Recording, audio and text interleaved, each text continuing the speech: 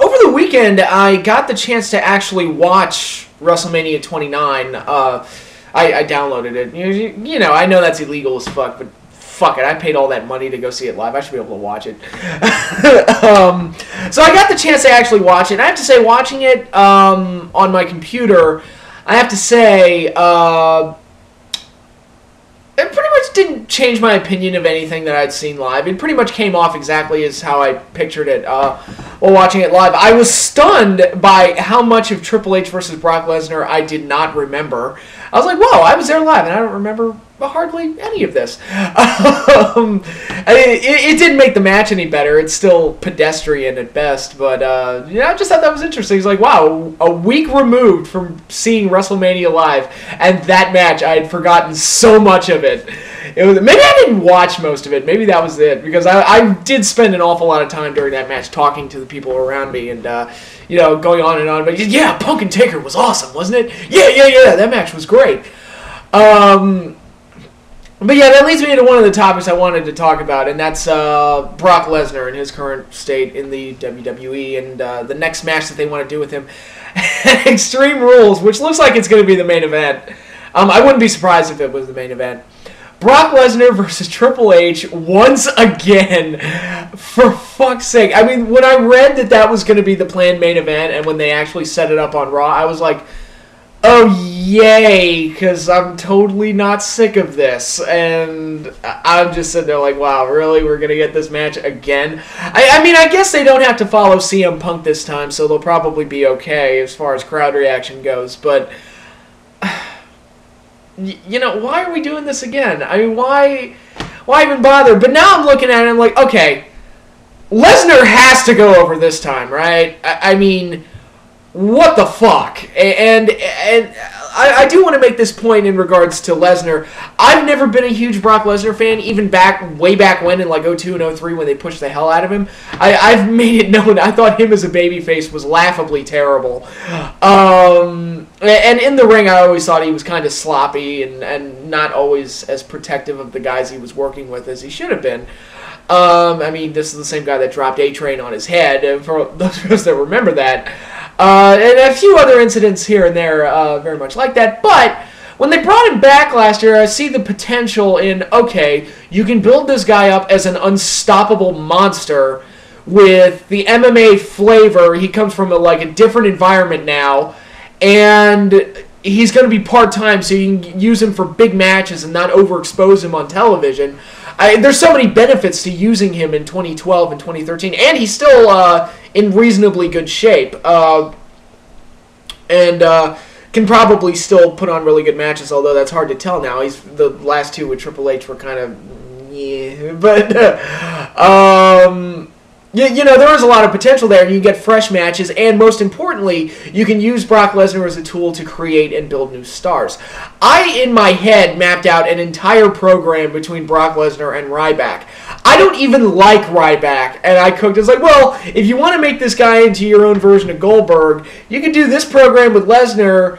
You know, I had the whole thing mapped out in my head, and they would have had their match at WrestleMania 29 with Ryback going over. But and this would have been Lesnar unbeaten until WrestleMania 29. That's how I would have planned it. But that just didn't happen. They felt the need to just throw him up against Triple H again because that's fresh. And now I keep hearing all these things. Oh, well, they wanted to do him versus The Rock. Why is that one of the proposed matches? Who wants to see that match again? I mean, I saw it in 2002. It was fine. I'd rather have a fresh match. There's talk that, oh, well, they should have done Lesnar versus Undertaker. I saw that match 800 times. I don't care. Can you give us something fresh? I mean, I understand if you were like 2 years old back in 2002 and 2003 when they wrestled each other. The first, I mean, fuck, they had 2 fall programs for crying out loud. I just have no interest in seeing Brock Lesnar versus The Undertaker anymore. It's like, look, I saw that match. It's done. It's good. We've seen it. We got it. Okay. All 800 times, or however many times they worked with each other. At least 4 or 5 on pay-per-view. I don't remember the exact number, but it's they wrestled each other quite a bit. I remember on SmackDown in 2003, it was like that endless rotation. It was Lesnar, Big Show, Angle, and Undertaker. And that was their rotation for the better part of the year. And we got Lesnar and Undertaker quite a few times. But yeah, I feel like Lesnar should be used to have fresh matches, and I feel like he should be going over a lot and being made to look really, really strong a lot of the times, so that when he does lose, it carries a lot of weight. Well, now he's 1-2, and yeah, that's not good. And the 2 matches he lost were done. He lost those matches for stupid reasons. Cena can't lose multiple pay-per-views in a row, even though the storyline ended up being that Cena had like the worst year of his career. So in the end, if he had something called foresight, what's that? You could have had Lesnar beat Cena, which would have added to the Cena storyline that you were doing, and then kept Lesnar looking strong all the way through. But no, you had Lesnar lose his first match right out of the box, and kind of, started him off with a stumble rather than a success. Then they put him up against Triple H. He went over Triple H at SummerSlam, which he should have. And then, of course, Triple H has to get his win back, because that's the way it always is.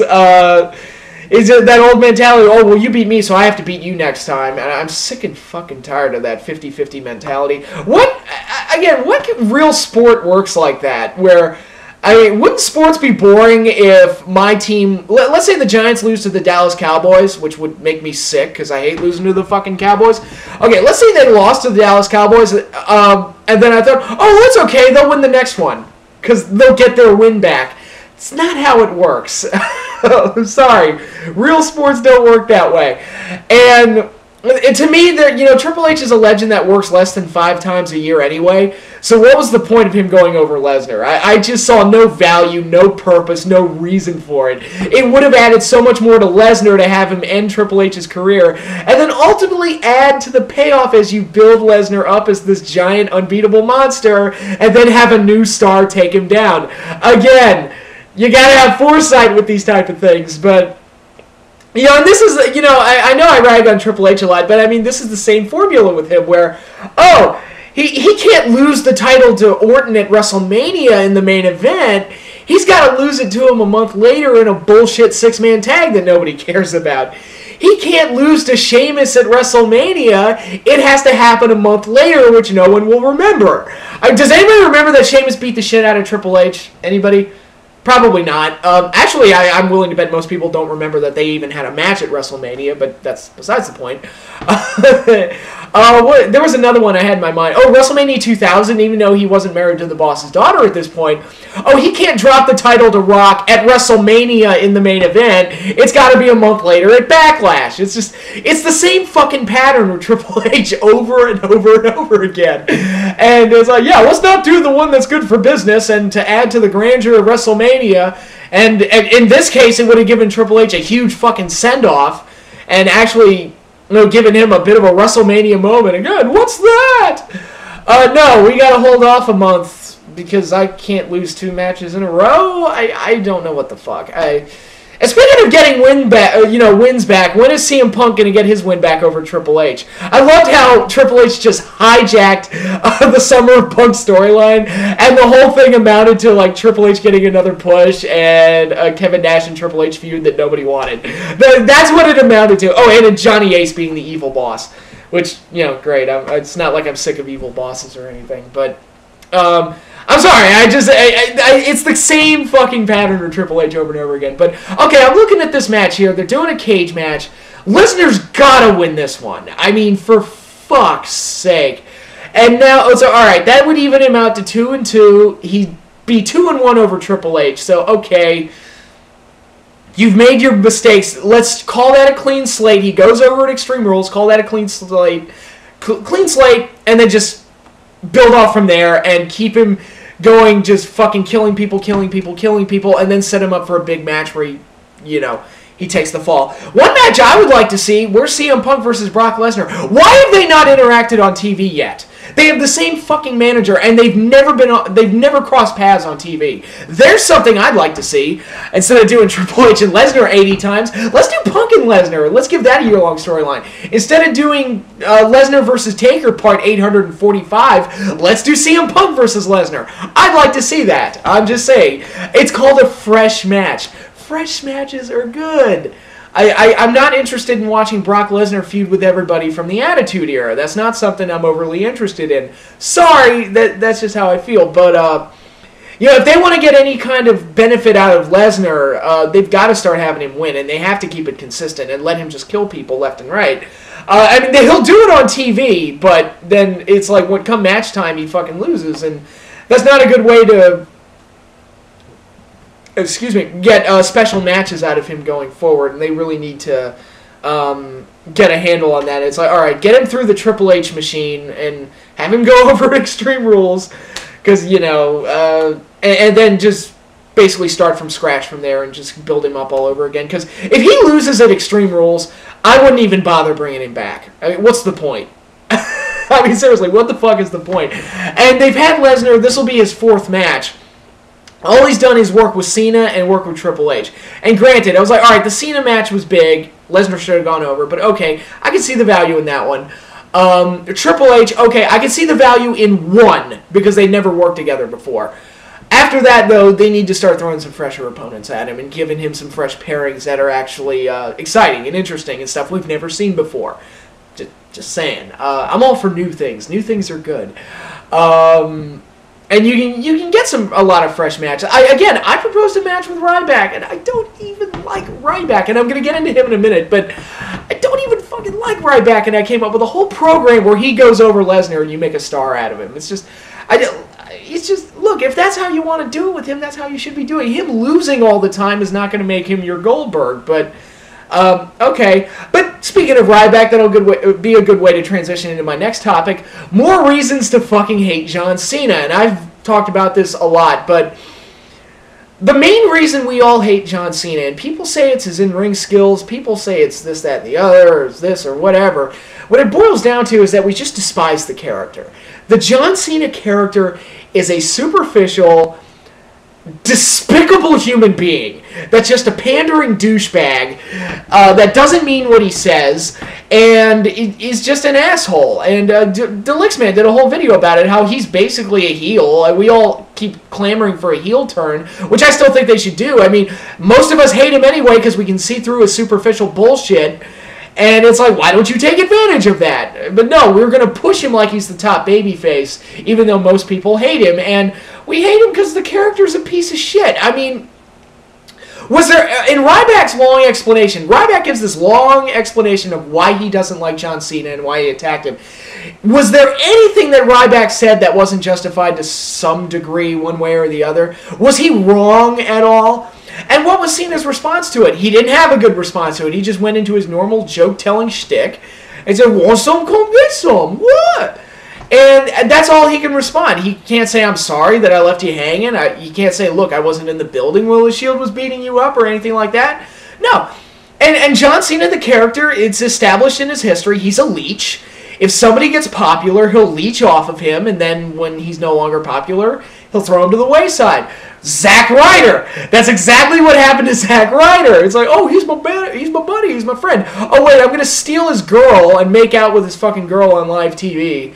And then when nobody cares about Zack anymore, I'm just gonna pretend he doesn't exist, because, who cares anymore?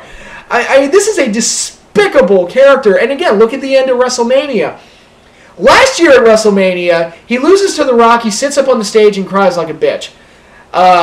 WrestleMania 29, he beats Rock, and it's like, oh, let's shake hands and let bygones be bygones, and let's be best friends forever. I'm like, you are a piece of shit. So it's almost like the Bill Belichick, oh man, I love getting that coach handshake when I win.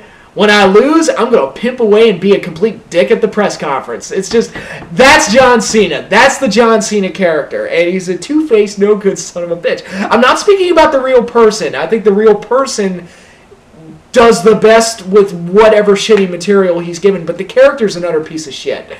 And it's just a totally despicable human being. That's why I laugh whenever they're like, oh, Ryback turned heel. I'm like, really? He did?